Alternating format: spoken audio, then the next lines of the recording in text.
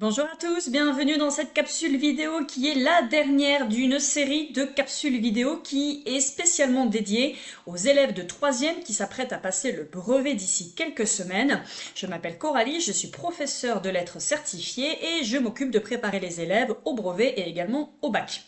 Dans cette série de capsules vidéo, vous retrouverez tous mes trucs et astuces et conseils, non seulement de professeurs de collège et lycée, mais également de correctrices et examinatrices du brevet et du bac tous les ans. Tous mes trucs, conseils et astuces sur toutes les parties qui composent l'épreuve écrite de français. Vous savez que au brevet, votre épreuve de français dure 3 heures et qu'elle se décompose en plusieurs temps.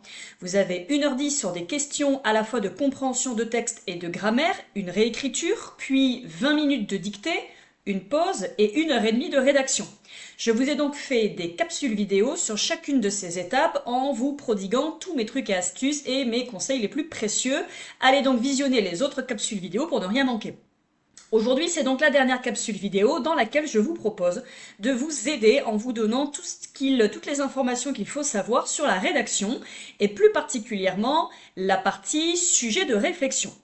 La dernière capsule que j'ai faite avant celle-ci, c'est une capsule à propos du sujet d'imagination. Je vous mettrai en recommandation cette capsule à la fin de cette vidéo-là. Allez la voir également si vous êtes intéressé. Alors le but de cette capsule, ce n'est pas de vous apporter des éléments de correction à ce sujet de réflexion, c'est pas ce que j'ai fait non plus pour le sujet d'imagination.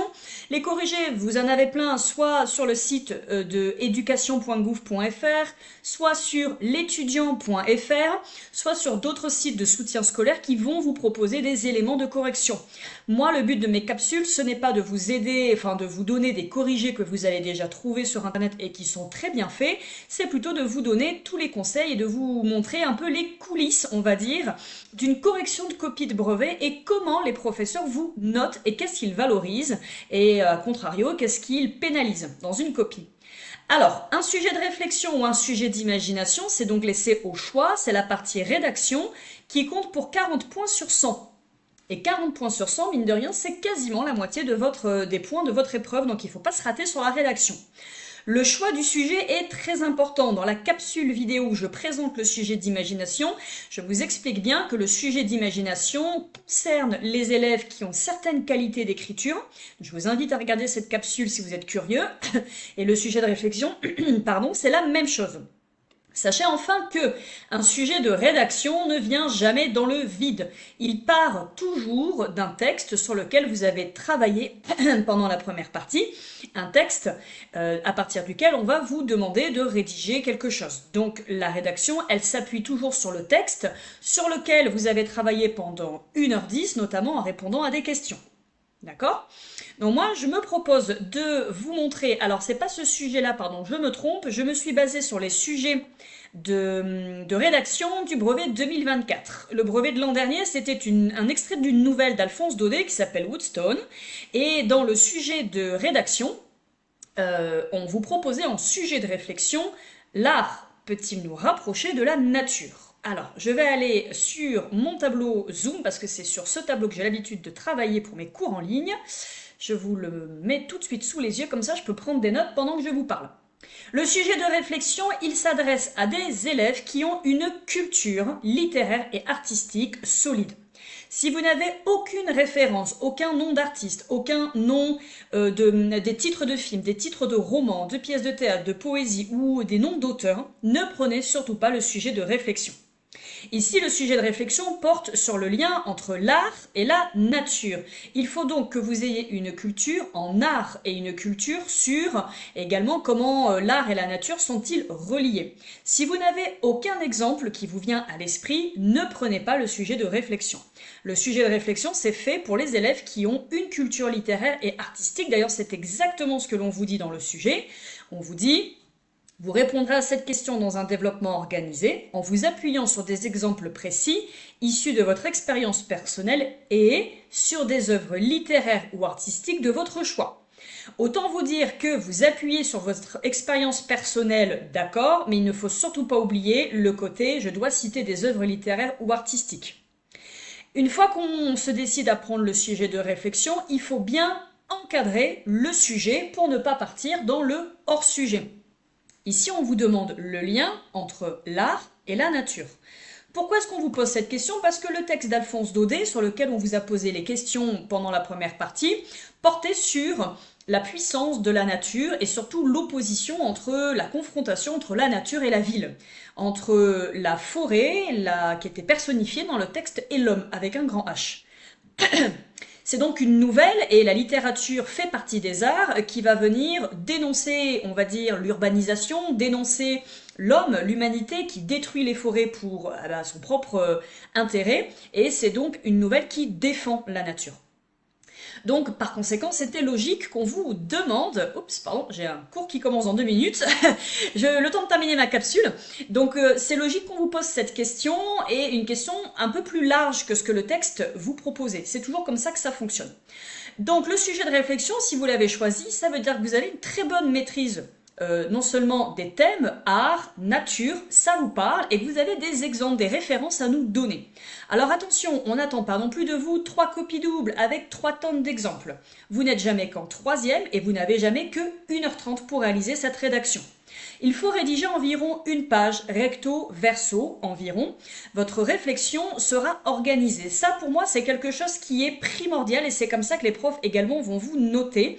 Oui, il y a les œuvres littéraires et artistiques que vous devez être en mesure de fournir comme des exemples. Ça va vous rapporter des points, bien évidemment. Et d'ailleurs, on vous dit bien des exemples précis. Mais il faut que votre développement soit organisé. Un sujet de réflexion, c'est une intro, un développement qui se compose de 2 ou 3 paragraphes et une conclusion. On saute une ligne entre ces différentes étapes. Quand on revient à la ligne, on fait un alinéa. On veille à ce que les paragraphes de son développement soient de longueur égale. On n'est pas à une ligne près, évidemment, mais à peu près de longueur égale. L'introduction, vous devez encadrer le sujet, le présenter, quels sont les liens possibles que l'on peut faire entre l'art et la nature. Et vous devez aussi reformuler avec vos propres mots la question que l'on vous donne, puis annoncer ce que vous allez nous raconter dans le développement. La conclusion est très importante, elle reprend ce que vous avez dit dans le développement, tout en répondant à la question de départ. Dans votre développement, vous devez donc veiller à ce qu'un paragraphe corresponde à une idée forte, une idée directrice, une idée principale, assortie de un ou plusieurs exemples, littéraires ou artistiques. Si vous ne vous sentez pas capable de faire un tel sujet, alors migrez sur le sujet d'imagination. Mais là aussi, vous écouterez ma capsule, le sujet d'imagination requiert un entraînement et un savoir-faire. Vous irez écouter ma capsule à ce sujet. Le sujet de réflexion, c'est comme le sujet d'imagination, il faut s'entraîner tout au long de l'année à rédiger ce qu'on appelle des raisonnements rédigés, des raisonnements structurés. Ça ne vient pas comme ça. On devient bon en écriture, que ce soit d'imagination ou de réflexion, en entraînant sa plume, en exerçant sa plume. C'est comme un sportif qui se prépare pour un marathon à la fin de l'année, il va faire des entraînements tout au long de l'année pour être efficace le jour de sa compétition. C'est la même chose ici pour le français, vous devez vous entraîner à non seulement réfléchir, c'est une chose, mais surtout mettre après sur papier et au propre votre réflexion. Par ailleurs, le brouillon est extrêmement important. En 1h30, je vous conseille de passer la moitié du temps sur votre brouillon. Je vous conseille également, pour le sujet de réflexion, de toujours mettre sur le brouillon vos idées dans un petit tableau. Un petit tableau dans lequel vous allez faire apparaître autant de colonnes que vous avez d'idées à proposer. Imaginons, j'ai 3 idées fortes à proposer, et d'ailleurs je vous conseille de proposer entre 2 et 3 idées fortes dans votre développement, correspondant à 2 et 3 paragraphes différents. Je vous conseille donc de faire un tableau, et dans ce tableau, eh bien, vous allez noter votre idée principale, votre idée forte numéro 1, puis dans la colonne du milieu, la numéro 2, et si vous avez une 3e idée, on peut aussi appeler ça un argument, eh bien vous le complétez, vous le marquez dans votre tableau. Hop là, mince, j'ai mon truc qui... Hop là, enfin vous comprenez l'idée. Et là, vous allez eh bien développer votre idée dans ce petit tableau, vous allez marquer l'essentiel, hein, ne rédigez pas votre développement au propre, vous n'aurez pas le temps, et là vous allez développer votre idée. En dessous, ici, vous allez donner vos exemples. On donne 1 ou 2 exemples par idée forte, par paragraphe.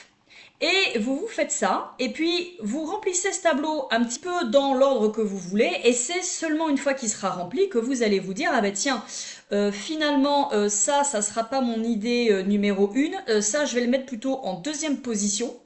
Ça, je pense que c'est quelque chose d'important, je vais le dire en premier, et lui, il restera en 3e dans mon développement.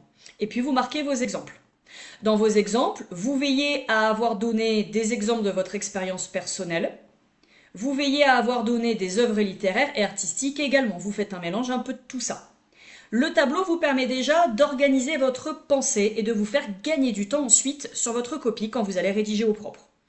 Sachez enfin que tout ce que l'on vous apprend là pour le brevet va vous servir en seconde. En seconde, vous allez découvrir le commentaire de texte en français, la dissertation, et vous allez voir que tous ces réflexes d'organisation de vos idées dans des tableaux, gérer votre temps, gérer votre brouillon, ce sont autant de choses que vous allez retrouver l'an prochain et qui vont vous servir pour ensuite le bac de français en première.